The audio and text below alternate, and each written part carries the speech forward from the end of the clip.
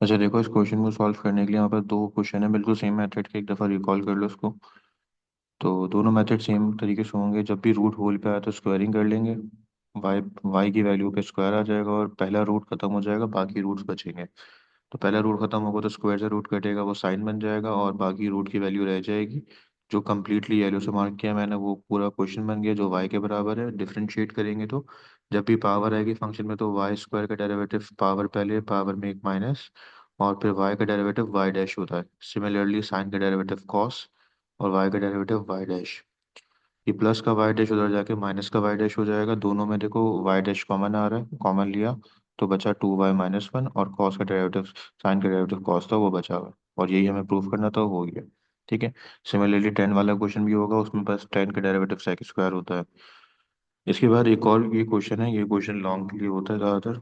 ये प्रूफ वाला question, y is equal to 10 2 tan 1 x/2। तो इस तरह का क्वेश्चन लॉन्ग में पूछा जाता है, तो उसको हम देखते हैं कि कैसे सॉल्व करेंगे। सबसे पहला काम अपने ये करना है कि इस क्वेश्चन को करेक्ट किया हुआ हमने ना, टेन इनवर्स था पर टेन इनवर्स ब्रैकेट के अंदर था, एंगल में था टेन के ना, तो उसको डेरिवेट करना है। अच्छा देखो, आपको ना दो चीज़ें याद रखनी है इसको क्वेश्चन को सॉल्व करते हुए, कि डेरिवेटिव ऑफ टेन क्या होता है। टेन का डेरिवेटिव होता है सेक स्क्वायर। और इसी तरह अगर मुझे सिर्फ इनवर्स का डेरिवेटिव लेना हो तो टेन इनवर्स का डेरिवेटिव होता है 1/1 प्लस x स्क्वायर। और अगर आपके पास एंगल में कुछ और आ जाए, जैसे यहाँ पे x/2 लिखा हुआ है, तो इस x/2 का स्क्वायर अलग और फिर डेरिवेटिव x/2 का अलग। तो ये दो बातें आपको याद रहेंगी तो आपका ये क्वेश्चन आराम से सॉल्व हो जाएगा, और ये क्वेश्चन लॉन्ग में आ सकता है।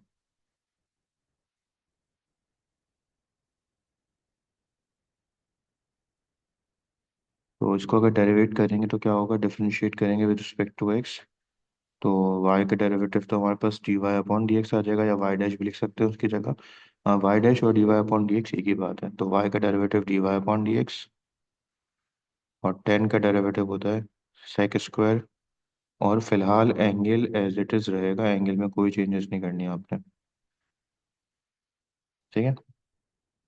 ये करने के बाद फिर आपने आगे एंगल का डेरिवेटिव अलग से लेना है, किसका, एंगल का। अब वो एंगल क्या था डेरिवेटिव लेते हुए,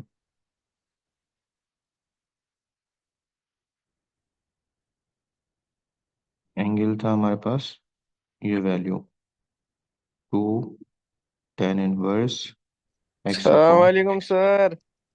वालेकुम अस्सलाम। कैसे? पढ़ ले पहले, टाइम कम है। पढ़ा क्या रहे वैसे? स्क्रीन देखो, स्क्रीन पर नजर आ रहा होगा। हम्म,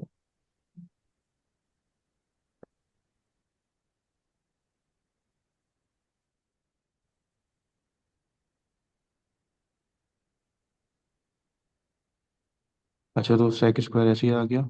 ठीक है। और ये 2 tan 1, अभी बताया था मैंने tan 1 का डेरिवेटिव कैसे लेते हैं, फिलहाल सेक स्क्वायर में ऐसे ही लिख रहा हूँ। और 2 tan 1 x/2 भी एज इट इज आ रहा है। अच्छा, जब डेरिवेटिव लेते हैं तो कांस्टेंट नंबर अगर वेरिएबल के साथ है तो एज इट इज रहता है, टू एज इट इज रहेगा। अभी बताया tan 1 का डेरिवेटिव क्या होगा, 1/1 प्लस x/2 का स्क्वायर। और फिर हमें डेरिवेटिव किसका लेना है, x/2 का अलग से। अब अगेन x/2 का डेरिवेटिव भी ले लेंगे। अच्छा, एक और चीज़, सेक स्क्वायर थीटा जो है वो बराबर होता है 1 प्लस tan स्क्वायर थीटा की। ठीक है। और यहाँ पर क्वेश्चन में y की वैल्यू 10 के बराबर है, तो ये 1 प्लस y स्क्वायर के बराबर हो जाएगा। तो इसकी जगह मैं लिख सकता हूँ 1 प्लस y स्क्वायर। और इसका डेरिवेटिव देखते हैं, ये 2 एज इट इज रहेगा। और इसका अगर एलसीएम लें तो ये हो जाएगा 1+4, इधर आ जाएगा x² अपॉन 4, क्योंकि एलसीएम ले रहे हैं तो ये 2 का स्क्वायर 4 होता है, क्रॉस मल्टीप्लाई होगा इसके नीचे, तो इसलिए 2 का स्क्वायर 4 इधर मल्टीप्लाई होगा, 4 प्लस x² और पूरे के नीचे 4 आ जाएगा। अच्छा, x के डेरिवेटिव लेंगे तो 1 आता है और नीचे का 2 एज इट इज। ये 2 और ये 2 आपस में कैंसिल हो जाएंगे। अब बचा क्या हमारे पास, ये अपॉन का 4 डिवाइड का टॉप टू बच ले आके मल्टीप्लाई हो जाएगा। तो ये 4 आ जाएगा, 1 प्लस y स्क्वायर आ जाएगा अपॉन में 4 प्लस x स्क्वायर। बस हमने इसको अरेंज किया है, एक दफ़ा दोबारा सुनिएगा, ये जो वैल्यू है ना ये टॉप पे चली जाएगी। टॉप पे चली गई, और 1 + y² भी साथ आ जाएगा इसके 4 के। तो अकॉर्डिंग टू प्रूफ के हिसाब से अगर हम लिखें तो ज़्यादा बेहतर रहेगा कि दोबारा सुन लो चलो। 10 का डेरिवेटिव sec² होता है, y का डेरिवेटिव y डैश भी लिख सकते हैं, और dy/dx। बट प्रूफ में dy/dx आ रहा है, तो इसलिए y का डेरिवेटिव dy/dx लिख दिया हमने। अच्छा, 10 का डेरिवेटिव होता है sec², तो sec² लिख दिया, और 2 tan 1 x/2 फिलहाल ऐसे ही लिखा है। यहाँ मैंने लिख के बता भी दिया, ये चीज़ आपको याद होनी चाहिए जब भी काम हो पाएगा। तो 10 का डेरिवेटिव sec², तो वही लिखा है sec²। एंगल भी एज इट इज कॉपी किया है, ये angle as it is copy हुआ है। फिर हमने इस ब्रैकेट का अलग से डेरिवेटिव लिया, तो 2 tan 1 x/2। तो 2 एज इट इज आएगा। tan 1 का डेरिवेटिव मैंने साइड में पहले ही बताया कि वो फॉर्मूला होता है 1/1 प्लस जो भी एंगल में होगा इस इन्वर्स के, वो उसका स्क्वायर आ जाएगा। तो हमने x/2 का स्क्वायर लगा दिया। फिर x/2 का अलग से डेरिवेटिव लेंगे, तो इस जब सिंगल वैल्यू आती है x, तो उसका डेरिवेटिव हमेशा 1 होता है। अपॉन का 2 ऐसे ही रहेगा। जी, ये लॉन्ग का क्वेश्चन है। और इसका एलसीएम लेंगे तो 2 का स्क्वायर 4 होता है, 4 × 1 = 4, 4 + x² अपॉन 4 डिवाइड का 4 ऊपर जाके मल्टीप्लाई हो जाएगा, तो ये हो जाएगा 4/4 + x²। और 1 + y² भी साथ है, तो बस इनको अरेंज करके जो प्रूफ था उसके हिसाब से अरेंज कर दिया, और ये प्रूव हो गया हमारा। ठीक है। तो इसको ज़रूर देख लीजिएगा, इस तरह का क्वेश्चन शायद असिस्टेंट में भी था, और हो सकता है पेपर में भी आ जाए। आगे बढ़ते। क्वेश्चन है x⁴n y⁴n और इज इक्वल्स टू an। मैं आपको इसका पीडीएफ भी शेयर कर दूंगा इंशाल्लाह, इसकी वीडियो भी। उसको प्राइवेटली व्हाट्सएप यूट्यूब पे डाल के अपलोड कर दूंगा। वो पब्लिक नहीं होगी, वो सिर्फ लिंक से ओपन होगी, क्योंकि ये पब्लिक वाली वीडियो है नहीं ना। अच्छा, इसको x⁴n y multiply by y⁴n is equals to a n को डेरिवेट करना है। कैसे करेंगे डेरिवेटिव्स को? यहाँ पे ना ये वैल्यू u की हो रही है और ये v की हो रही है, तो इसको डिफरेंशिएट करने के लिए हमें फॉर्मूला लगाना पड़ेगा u.v का। तो differentiate with respect to x, x की रिस्पेक्ट से डेरिवेट करेंगे, तो यहाँ पे v ऐसे ही आ जाएगा। मतलब v का मतलब है वैल्यू। यहाँ पे मेंशन कर देता हूँ फॉर्मूला क्या होता है। डेरिवेटिव जब हम लेते हैं u.v का, तो पहले v को एज इट इज लिख देते हैं, डेरिवेटिव लेना पड़ता है हमें u का, प्लस फिर u एज इट इज लिखते हैं, डेरिवेटिव लेते हैं v का। तो इसी सेम मेथड से हम करते हैं वर्किंग। y⁴n को एज इट इज लिख देते हैं, और डेरिवेटिव ले देते हैं हम u का, मतलब x⁴n का। फिर x⁴n को एज इट इज लिख देते हैं, और डेरिवेटिव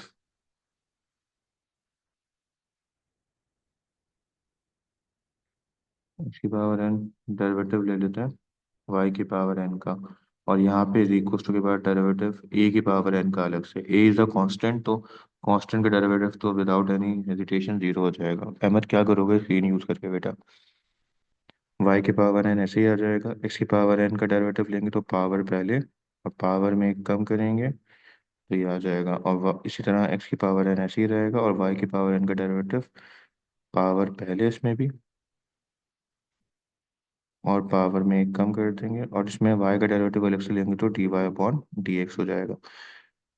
क्योंकि ये वैल्यू पूरी हमारी विदाउट dy/dx है, तो उसको लेफ्ट हैंड साइड से राइट हैंड साइड पे शिफ्ट कर देते हैं।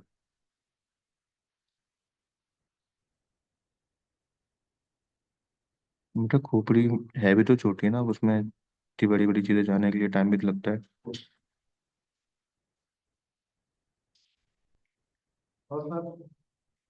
तो ये प्लस का उधर जाके माइनस हो जाएगा, -y⁴n और x⁴n-1, और बस ये मल्टीप्लाई का उधर जाके डिवाइड हो जाएगा। इसको मैं सही से लिख देता हूँ। ये n पहले लिख लेते हैं, y⁴n और फिर x⁴n-1। ये जो पूरी वैल्यू है, ये मल्टीप्लाई की उधर जाके डिवाइड हो जाएगी। ये पूरी वैल्यू उधर मल्टीप्लाई हो रही है, उधर जाके। जी बेटा, ये हो सकता है शॉर्ट में भी दे सकते हैं, तो ज़्यादा लंबा क्वेश्चन ही, बट लॉन्ग में भी आ सकता है ये। dy/dx, और ये -n y⁴n x⁴n-1 divided by n x⁴n y-1। यहाँ पे जस्ट एक कैंसिलेशन हो रही है, विच इज n से n कैंसिल, और रिमेनिंग बचा हमारे पास। अब y और y भी सेम है, जब बेसिस सेम होती हैं तो हम पावर्स को डिवाइड करते हैं। तो बेसिस सेम है,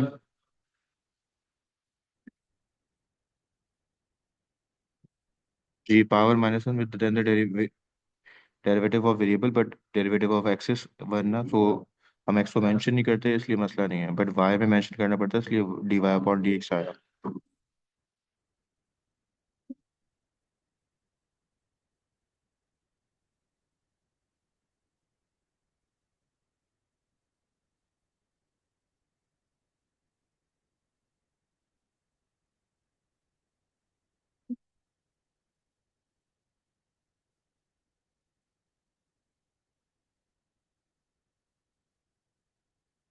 और यहाँ पे एक चीज़ का मैं इन्फॉर्मेशन दे रहा था कि वो सेम बेसिस अगर डिवाइड हो रही हो तो पावर्स माइनस हो जाती हैं। तो सेम बेसिस यहाँ पे y की पावर n है और ये भी y की पावर n है। सेम बेसिस आपस में डिवाइड हो रही है तो पावर माइनस हो जाती है, तो n minus n plus one हो जाएगा। Similarly for x n minus one minus n, same काम हो गया। यहाँ पे होगा क्या, n से n कट गया, इधर भी n से n कट गया। आंसर क्या आ रहा है हमारे पास, y की पावर वन और x की पावर माइनस वन। किसी भी चीज़ की नेगेटिव पावर आए तो उसको नीचे ले जाते हैं। तो y अपॉन एक्स हमारा आंसर आ रहा है d y upon d x का, which is our required answer. अच्छा, इसके बाद ये है लॉन्ग के लिए बड़ा इंपॉर्टेंट क्वेश्चन जिसमें है मैक्सिमा और मिनिमा निकाल रहे होते हैं।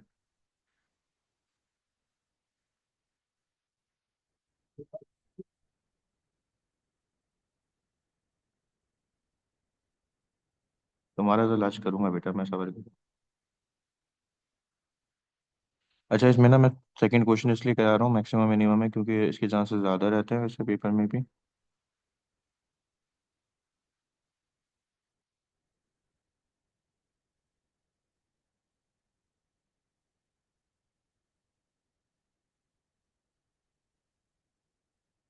अच्छा, सेकंड पार्ट में स्टार्ट करा रहा हूँ, इसमें मैक्सिमा मिनिमा वाला लॉन्ग का क्वेश्चन बनता है इसमें, ठीक है। तो इसमें मैक्सिमा मिनिमा निकालने के लिए आपको करना क्या है, क्वेश्चन को समझना ज़रा, जो भी क्वेश्चन गिवन है वो इक्वेशन नंबर वन बन जाएगी। मैं ये वाला पार्ट करा रहा हूँ तो इक्वेशन नंबर वन बन जाएगी। अब हम आगे बढ़ते हैं। इसमें अगर मैं फंक्शन ऑफ एक्स को, इसको जो भी इक्वेशन नंबर वन गिवन है उसको डिफरेंशिएट करूंगा with respect to x. Equation number one को हम डिफरेंशिएट कर रहे हैं विद रिस्पेक्ट टू एक्स।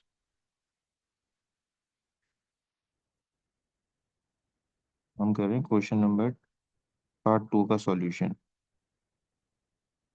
बेटा आमिर बाद में एरो बना लेना ये। जब इसमें डेरिवेटिव का काम समझ लिएगा क्योंकि इससे आगे एक और क्वेश्चन बिल्कुल सेम इसी तरह का आएगा। एक्स की पावर टू, जब इसको डेरिवेट करते हैं तो ये जो पावर है ना, पावर आपने पहले लिख देनी है। फिर एक्स की पावर टू है। अच्छा, ये क्वेश्चन में मिस्टेक है, इसको ठीक कर लेते हैं, ये क्यूब है। बुक के क्वेश्चन है बट मिस्टेक हुई है, इसमें ठीक कर लेते हैं। क्यूब है ये। अच्छा, इसमें पावर थ्री है, इसको जब डेरिवेट करेंगे तो पावर थ्री पहले, फिर जो भी एक्स की पावर है उसमें एक माइनस कर लें। ठीक है, इतना काम तो समझ में आएगा, ये समझ जरूर लिएगा। पावर थ्री थी, पावर थ्री पहले लिखी, फिर जो हमारा वेरिएबल था उसकी पावर में हमने माइनस वन कर दिया। ठीक है, फिर नेक्स्ट टर्म पे मूव करते हैं, वो है माइनस नाइन। अब इस एक्स की पावर टू का डेरिवेटिव कैसे करेंगे, इसकी पावर टू पहले आ जाएगी और टू में माइनस वन कर लेंगे। ठीक है, फिफ्टीन आगे ऐसे ही आ जाएगा। अब सिंगल एक्स आएगा ना जब भी, तो सिंगल एक्स का डेरिवेटिव हमेशा वन होता है, सिंगल एक्स का डेरिवेटिव वन होता है। और अगर कोई कांस्टेंट नंबर आ जाए, ऐसा कोई नंबर जिसमें कोई भी एक्स की वैल्यू ना हो, वाई की वैल्यू ना हो, वो डायरेक्टली बराबर हो जाता है जीरो के। तो इसका मतलब है फर्स्ट डेरिवेटिव का हमारा आंसर क्या आ रहा है, थ्री, पावर में माइनस किया तो two, then minus ten multiply by two eighteen, x power one mention नहीं करते, फिफ्टीन वन ज़ा फिफ्टीन। ये हमारी बन रही है इक्वेशन नंबर टू। अब हमें इक्वेशन नंबर टू बनाने के बाद इन क्वेश्चंस में सबसे इम्पोर्टेंट जो काम करना है वो लेट करना है जो भी फर्स्ट डेरिवेटिव है उस पूरी इक्वेशन को जीरो के बराबर। इसका मतलब ये हुआ कि इक्वेशन नंबर टू क्या बन जाएगी, three x square minus eighteen x plus fifteen is equal to zero. आप इसको चाहो तो क्वाड्रेटिक फॉर्मूला से सॉल्व करो, आप चाहो तो इसको मिडिल टर्म ब्रेक कर लो। मैं मिडिल टर्म ब्रेक कर रहा हूँ क्योंकि थ्री फिफ्टीन का फोर्टी फाइव, तो बीच में अगर थ्री प्लस फिफ्टीन करूँ तो एटीन खुद ही बन जाता है।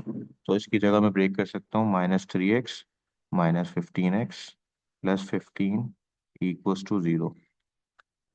तो now taking common, three is the common, three x common लेंगे, then x minus one remaining, and taking common minus 15 from last two terms. So x-1 यहाँ पे आ गया, इज इक्वल टू 0। ना अगेन कॉमन देखें तो टर्म्स जो हमारे पास common आ रही हैं वो आ रही है x-1 दोनों तरफ से। तो यहाँ से x-1 और यहाँ से x-1 कॉमन ले लिया जाए तो बचेगा क्या, 3x-15 इज इक्वल टू 0। जब दो टर्म्स बन जाएंगी तो हम आइदर और करके सॉल्व करते हैं। आइदर और करके कैसे सॉल्व करते हैं हम?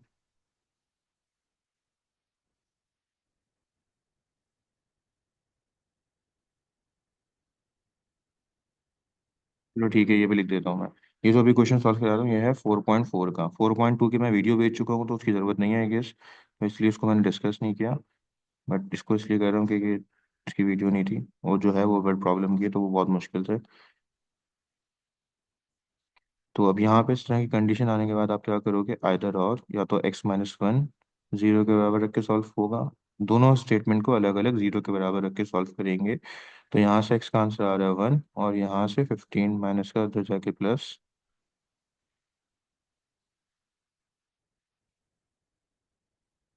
जी बेटा, ग्रुप पे शेयर किए मैं एमसीक्यू शॉर्ट, वो सारे शॉर्ट और लॉन्ग अलग करके एमसीक्यू शेयर किए मैं। तो x की वैल्यू 1 आ रही है और x की वैल्यू 5 आ रही है, वहाँ पर दो आंसर आ रहे हैं।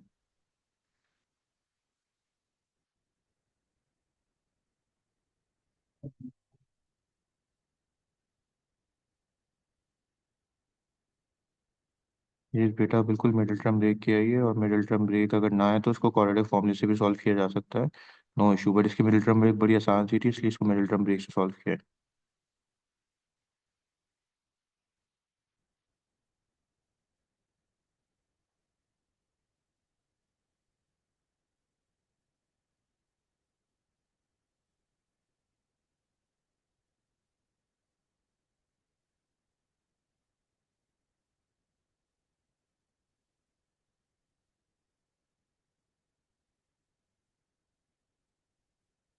अच्छा, ये तो x की वैल्यू जब आ जाएगी ना फर्स्ट डेरिवेटिव में रख के, यहाँ तक तो क्लियर हो गया?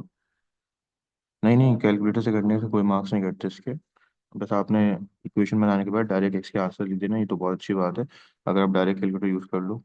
और मैंने आपको इसकी भी वीडियो भेजी हुई है कि आप इसको, जी इसके दो आंसर थे बट ये कंप्लीट नहीं हुआ। अब हमें ये नहीं पता कि कौन से आंसर पे हमारा मैक्सिमा आ रहा है, कौन से पे मिनिमा आ रहा है। तो हमें अब क्या करना है, जो इक्वेशन 2 थी ना उसको दोबारा डेरिवेट करना है, डिफ्रेंशिएट करना है इसको दोबारा से विद रिस्पेक्ट टू एक्स।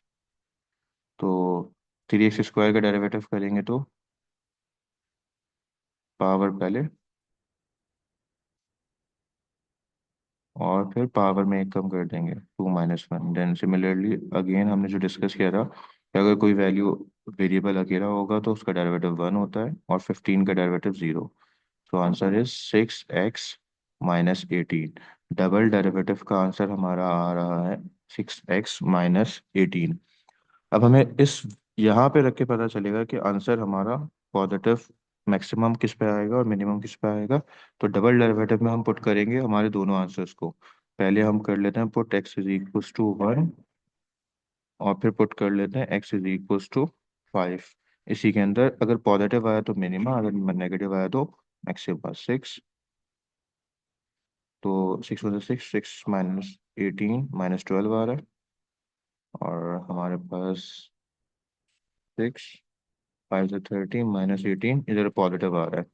तो जहाँ नेगेटिव आ रहा होगा, याद रखिएगा नेगेटिव वाली स्टेटमेंट में हम लिखेंगे x = 1 इज मैक्सिमा।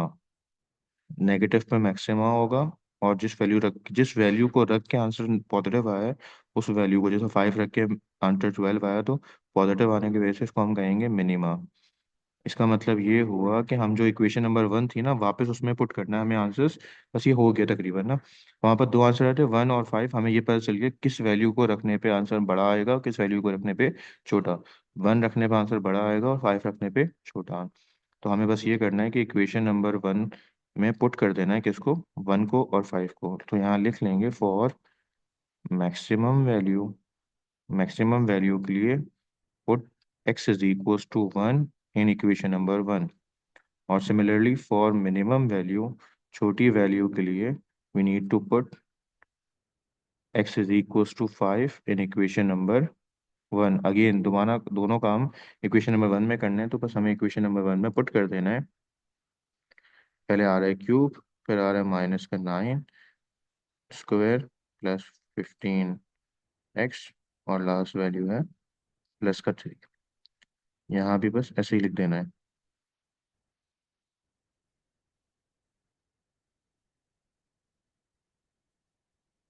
नहीं नहीं, जो आंसर 12 और -12 आया, इसका कोई काम ही नहीं है क्वेश्चन में। इसका बस ये काम था कि पॉजिटिव है या नेगेटिव। सारा का सारा काम इन वैल्यूज का है। ये जो वैल्यूज है ना, सबसे इंपॉर्टेंट काम इन वैल्यूज का, ये x = 1 और x = 5, सबका सब काम इसी का होगा, ठीक है। बस हमें इन्हीं वैल्यूज को पुट कर देना है। इधर भी यही काम कर लेते हैं। बस इन खाली जगहों पे इक्वेशन नंबर वन लिखी है मैंने, और एक्स की जगह खाली जगहें छोड़ी हैं। सो अब इन स्पेसेस में, ब्लैंक स्पेस में हम जस्ट वैल्यू पुट कर देंगे जो हमारी थी। यहाँ पे 1 पुट करना है, और यहाँ पे 5। तो इसको सॉल्व करें डायरेक्टली कैलकुलेटर से, हमारा आंसर आ जाएगा। हाँ बेटा, आप बैक हो गए क्योंकि आपकी नेट का प्रॉब्लम था, मैंने किक आउट करा था आपको। अच्छा, इसको पूरा सॉल्व करें तो 1 - 9 प्लस 15 प्लस 3, 18 प्लस 1, 19, और हमारा 10 आंसर आ रहा है यहाँ से। इधर सॉल्व करें तो 5 की पावर क्यूब 125, और इसका 225 हो रहा होगा, ये 75, देन +3। तो इसका टोटल आंसर आ रहा है 22 माइनस का। ठीक है, तो हमारे पास मैक्सिमम आंसर ये रहा, और मिनिमम आंसर ये रहा। आई गेस नेट का प्रॉब्लम था बेटा। ठीक है, तो ये क्लियर हो गया। ये लॉन्ग के लिए इंपॉर्टेंट है हमारे पास क्वेश्चन। और इसमें कुछ कुछ नहीं है, सिंपल से डेरिवेटिव्स हैं, और ज़्यादातर जो क्वेश्चन भी पेपर में वो अलजेब्रे की है, इस तरह की क्वेश्चन है। ठीक है, तो इसको ज़रूर देख लीजिएगा। तो ये अगर आपको समझ में आ गया तो मैं आगे बढ़ता हूँ। वो है एक्सरसाइज 11। एक्सरसाइज 11 को मुझे शेयर कर लूँगा मैं आपसे कि एक्सरसाइज 11 में क्या करना है। एक्सरसाइज 11 बहुत छोटी सी एक्सरसाइज है, और पार्शियल फ्रैक्शन उसमें है, तो उनके मैं लॉन्ग के क्वेश्चन शेयर करूँगा आपसे। तो ये क्लियर हो गया तो हम आगे बढ़ते हैं, ठीक है।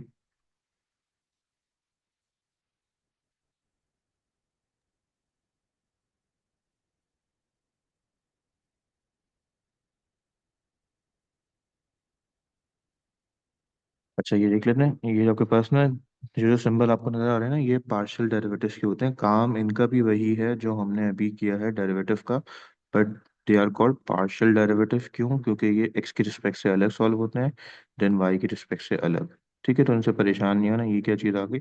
These are called partial derivative. Chapter 11 में इन्हीं का कॉन्सेप्ट यूज किया गया है। सो पार्शियल डेरिवेटिव कैसे सॉल्व होते हैं उनको देख लेते हैं। पहले तो आपको ना वही डेरिवेटिव लेना, पावर पहले पावर में एकम वाला कॉन्सेप्ट। ये दो क्वेश्चन हैं, ये पेपर में क्वेश्चन आया हुआ था। आई गेस ये वाला पेपर में आ चुका है इससे हल। तो बुक का जो क्वेश्चन है ना, क्वेश्चन नंबर 6, वो मैं सॉल्व करा चुका हूँ, इसलिए मैंने उसको डिस्कस नहीं करा। ये बिल्कुल सेम क्वेश्चन है जो क्वेश्चन नंबर 6 बुक का है। मैं लिख देता हूँ एक्सरसाइज, ये एक्सरसाइज 11 का है, और ये रिव्यू एक्सरसाइज के क्वेश्चन है। और ये सेम है, same as question number 6 from exercise 11 के क्वेश्चन नंबर 6 से बिल्कुल सेम है। तो मैं इसको डिस्कस कर लेता हूँ। नहीं, इसका ना आइलर शॉर्ट में आएगा, पर वो आइलर का कॉन्सेप्ट इसमें ही क्लियर हो जाएगा, तो इसलिए मैं इसको डिस्कस कर रहा हूँ। ये लॉन्ग में आएगा, बहुत छोटा सा है बट आता है लॉन्ग में, तो उसको देख लेते हैं कैसे होता है। इसमें हमारे पास ना कंडीशंस दी हुई हैं कि u = सीकेंड इनवर्स और x³ - y³ अपॉन x+y। ये काम हैदर को अच्छे से याद आ जाएगा, क्योंकि वो जो हमने काम किया था उसको अच्छे से याद होगा। हमने किया था एक्स की जगह एक्स टी पुट, वाई की जगह वाई टी पुट, तो वो वाला काम है इसमें, ताकि हम डिग्री निकाल सकें। ठीक है, तो डिग्री ऑफ होमोजेनियस निकालने के लिए मुझे सबसे पहला काम ये करना पड़ेगा कि इसको ना आइलर से प्रूव करना है। तो हमें ये स्टेटमेंट प्रूव करनी है, खुद ही प्रूव हो जाएगी, बस आपको आइलर समझाना है मुझे, तो ये काम खुद ही हो जाएगा, ठीक है। तो सबसे पहले हम ये देख लेते हैं इस क्वेश्चन में, ये जो सीकेंड इनवर्स है ना, इसका आपको मैं डेरिवेटिव बताया था ताकि प्रॉब्लम ना हो बाद में ना। सीकेंड इनवर्स, सेक एक्स का डेरिवेटिव होता है सेक एक्स और टेन एक्स। तो इसमें इनवर्स की वैल्यू को ना उधर शिफ्ट कर देंगे, जब ये नेगेटिव है तो उधर जाके पॉजिटिव हो जाएगी। तो इक्वेशन क्वेश्चन नंबर 7 कुछ इस तरह से बन जाएगा। Secant you = x³ - y³ upon x+y। ठीक है, अब ना मैं इस साइड पे x की जगह x t पुट करूंगा, y की जगह y t पुट करूंगा, ताकि मेरा होमोजीनियस आ सके। तो मैं पुट कर रहा हूँ x is equals to x t, y is equals to y t. अपने क्वेश्चन के आंसर ना जहाँ जहाँ आ रहेगी वैल्यू। तो यहाँ पे एक्स पे एक्स क्यूब है तो इसलिए एक्स पे भी क्यूब आ जाएगा, और टी पे भी, क्योंकि एक्स की जगह एक्स टी आ रहा है तो दोनों पे क्यूब आ जाएगा। वाई पे भी इस तरह क्यूब और टी पे भी क्यूब, और डिनोमिनेटर में एक्स की पावर कुछ नहीं तो एक्स टी ऐसे ही और वाई टी ऐसे ही। ऊपर से हमारे पास कॉमन निकल रहा है टी क्यूब, तो बचेगा क्या, x cube plus y cube. Same काम डिनोमिनेटर से करेंगे, नीचे से सिर्फ टी कॉमन निकल रहा है तो बचेगा एक्स प्लस वाई। एक टी से टी कट कर देंगे तो ऊपर दो टी बच गए। अब जो पावर है ना, basically this is called degree of homogeneous ना। तो ये डिग्री होती है। अब यहाँ से आपको एक कॉन्सेप्ट समझना है आयलर थ्योरम का ना। तो आयलर थ्योरम, आयलर्स बराबर होता है, चलो एक्स माइनस वाई है, नहीं एक्स प्लस वाई है डिनोमिनेटर में, अच्छा ऊपर माइनस है, ठीक है ठीक है, ये ठीक कर लेते हैं, कोई मसला नहीं। ओके, सो आयलर थ्योरम होता है क्या है, आयलर थ्योरम एक दफ़ा देख लो आप, देन चीज़ें क्लियर हो जाएंगी। मुझे आयलर थ्योरम से इसको मैं रखूंगा और ये प्रूव हो जाएगा खुद ब खुद। आयलर थ्योरम होता है एक्स पार्शियल डेरिवेटिव ऑफ, इस एक्स की जगह यू लिख, एफ लिख लेता हूँ, कोई भी फंक्शन होगा ना उस फंक्शन को हम डेरिवेट करेंगे with respect to x plus y partial derivative of f with respect to y is equals to n f. N का मतलब है डिग्री ऑफ होमोजीनस,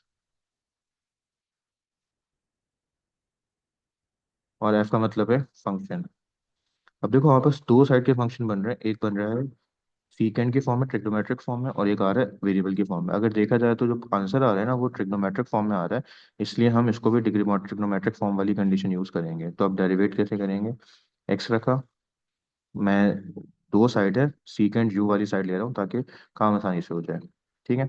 सीकेंड यू वाली साइड लेके करेंगे क्योंकि आंसर इस फॉर्म में आ रहा है, और इधर भी सीकेंड यू आ जाएगा विद रिस्पेक्ट टू वाई, दोनों के रिस्पेक्ट से करना है, एक्स के रिस्पेक्ट से भी।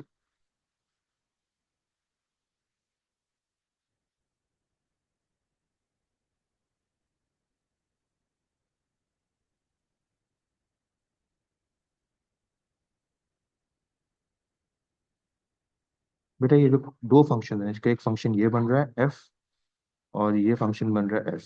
अब आंसर हमारे पास आ रहा है ट्रिग्नोमेट्रिक फंक्शन में, इसलिए ये वाला एफ यूज कर रहे हैं। और हमने होमोजेनियस इक्वेशन निकाली, जो डिग्री निकाली वो राइट हैंड साइड से निकाली, तो राइट हैंड साइड का इसके बाद कोई काम नहीं है, सारा काम इसका है। सारा का सारा मेन काम जो बचा है ना वो इसका बचा है, इसका कोई काम ही नहीं बचा, मतलब मेन काम इसका बचा है। सो इसको अब डेरिवेट करेंगे सीकेंड यू, तो जहाँ जहाँ एफ आ रहा था ना वो फॉर्मूला है जो मैंने लिखा है ना, वो फॉर्मूला है, तो उस फॉर्मूले के हिसाब से हम जस्ट पुट करेंगे वैल्यूज को।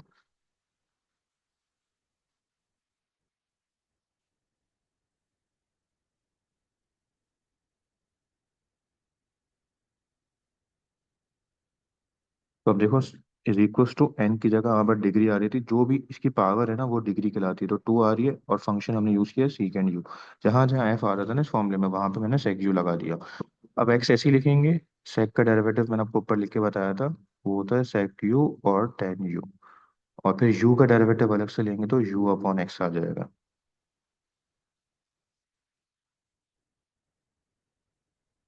चलो दोनों कर लिया, अब नजर आ रहा है, plus y as it is, दोबारा सेक का डेरिवेटिव लेंगे तो वही सेक यू और टेन यू आ जाएगा, और फिर दोबारा यू अपॉन वाई, और फिर यहाँ तो डेरिवेटिव नहीं है, ये तो एज इट इज रहेगा।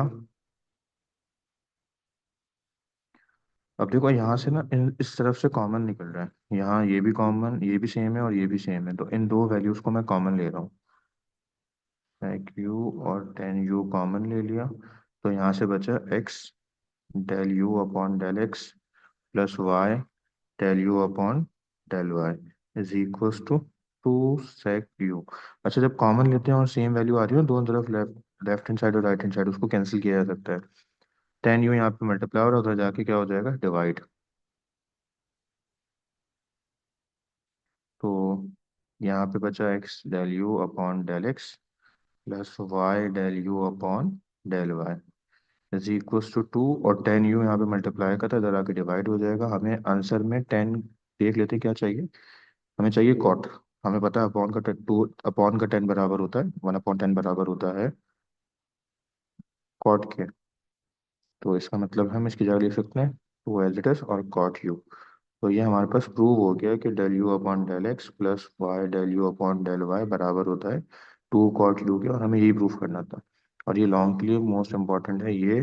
या क्वेश्चन इसका इसी जैसा बिल्कुल same question, question number 6 exercise 11 का मैंने मेंशन कर दिया। तो ये कुछ चीज़ें हैं जो कुछ लॉन्ग आपके इसमें से कवर हो रहे हैं, कुछ बेसिक्स कॉन्सेप्ट मैंने इसलिए क्लियर किए कि इससे आपकी आसानी हो जाएगी। पेपर में जो क्वेश्चन आएगा वो सिर्फ आइलर वाला भी आ सकता है शॉर्ट में, और हो सकता है सिर्फ डिग्री निकालने का भी आ जाए। तो इस पार्ट में डिग्री भी कवर हो रहा है, आइलर्स का कॉन्सेप्ट भी कवर हो रहा है। तो अब आप मुझे बताओ आपको क्या पूछना है इसके अलावा। मैंने वो चीज़ें डिस्कस कर ली जिससे आपका पेपर आराम से निकल जाएगा, पास होने वाला। 3.2, वो फर्स्ट प्रिंसिपल। अच्छा ठीक। फर्स्ट प्रिंसिपल का एक क्वेश्चन करा देता हूँ आपको मैं सॉल्व। 3.5 का कराया तो मैंने एक शॉर्ट। तो x n y n is equal to a n है, उस जैसे ही तो क्वेश्चन होता है, उसमें बस लॉग लगा के करना होता है। 3.2 तो नहीं, 3.5 का कोई क्वेश्चन चलो करा देता हूँ एक में, जिसमें आपका मसला हल हो जाएगा, एटलीस्ट आपको कॉन्सेप्ट का मसला हल हो जाए, क्योंकि टाइम लिमिटेड है।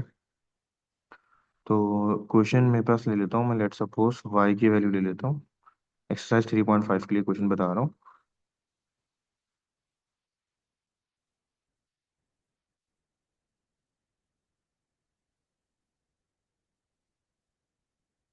थ्री पॉइंट फाइव का कोई क्वेश्चन है, मुझे क्वेश्चन तो नहीं पता। वाई इज इक्वल्स टू,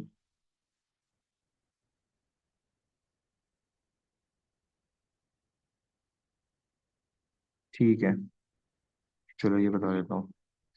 अच्छा 4.2 के लिए ना तुम अगर सिर्फ और सिर्फ यूट्यूब की वीडियो देख लोगे तो काम उससे भी हो जाएगा। मैं लिख देता हूँ मैक्लैरिन और टेलर सीरीज के फॉर्मूले। 4.2 के मैक्लैरिन का फॉर्मूला वो है, कोई भी फंक्शन होगा उसमें आपने बस पहले जीरो पुट करना है, फिर उसको एक्स से मल्टीप्लाई कर देना है, फर्स्ट डेरिवेटिव निकाल के जीरो रखना है, फिर x square upon two factorial से उसके सेकंड डेरिवेटिव जीरो रख के पुट कर देना है, और इस तरह करके क्यूब आएगा अपॉन थ्री फैक्टोरियल, और उसमें थर्ड डेरिवेटिव की वैल्यू जीरो रख के पुट कर देनी है। तो इस तरह करके ये कंटिन्यू रहता है। टेलर में क्या है, टेलर भी तकरीबन सेम ही क्वेश्चन है, उसमें बस ए आ जाता है और एक्स माइनस ए, हर जगह एक्स की जगह एक्स माइनस ए, और फंक्शन में जीरो की जगह ए। बस इतना फर्क आता है टेलर और मैक्लैरिन सीरीज में। और एक्सपोनेंशियल का डेरिवेटिव क्या होता है? जी मैक्लैरिन सिर्फ लॉन्ग में आएगा, टेलर भी लॉन्ग में आ सकता है। और रही बात उसकी, तो एक्सपोनेंशियल का डेरिवेटिव सबसे आसान होता है। एक्सपोनेंशियल का डेरिवेटिव एक्सपोनेंशियल ही रहता है, साइन का डेरिवेटिव कॉस, कॉस का माइनस साइन, बस ये चीज़ें याद रखोगे तो वो क्वेश्चन आराम से निपट जाएगा। और एल एन का डेरिवेटिव वन अपॉन एक्स, ये चीज़ें नोट कर लो अपने पास भले। डेरिवेटिव ऑफ एल एन बराबर होता है वन अपॉन एक्स के, डेरिवेटिव ऑफ एक्सपोनेंशियल बराबर होता है ई की पावर एक्स के, और डेरिवेटिव ऑफ साइन बराबर होता है कॉस। सर जी। सर जो लॉन्ग का सेक्शन सी, एक मैक्लैरन वाला आ गया, एक टेलर हाँ, सीरीज हो गया, एक एक continuous four point discontinuous four हो हो गया। गया, एक 4.4 हो गया, ठीक है, एक 11 के, 11 का एक या दो दे दिए शायद, बस। अगर थ्री चैप्टर थ्री वाला लॉन्ग छोड़ दें 3.4 से तो हो मसला जाएगा, नहीं है। हो जाएगा। Okay okay. ठीक है, तो फिर बस इसको देख लो आप लोग, है ना, फिर आई गेस कोई भी क्वेश्चन आप मुझसे मैसेज पे पूछ लो, जो मैं बता सकता हूँ मैं बता दूंगा, ठीक है। बस आई गेस है ना फिर, 3.5। हाँ चैप्टर 3 वाला लॉन्ग छोड़ सकते हैं।